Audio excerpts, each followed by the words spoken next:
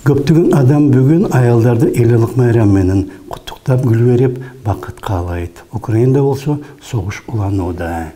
Бириккен Улуттардын маалыматына караганда 400дөн ашык жайкын адам курман болду. Алардын көпчүлүгү аялдар, 30га жакын жаш бала набыт кетти. Көптөгөн мектеп, маданий борбор, турак үйлөр талкаланды.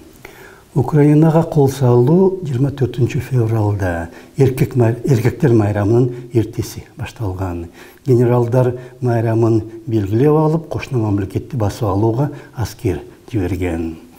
Согуш аракеттери ылдам эле бүтөт деп пландалган жана 8 март менен ал генералдар энелери менен аялдарын, карындаштары менен кыздарын тынч абалда куттуктамак.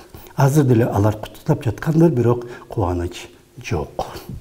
Миңдеген аскер майданда калып, алардын көбүнүн денелери көмүлбөй жатат. Алардын энелери өлгөн балдардын ысымдарын өлгөндөрдүн тизмесинен же туткунга түшкөндөрдүн тизмесинен издеп таба албай калышы мүмкүн. Анткени бийлик канча адам өлгөнүн жана алар ким экенин так айтпайт. Украин тараптын айтымында болсо 10 миңден ашык согушка келген россиялык адам набыт кетти.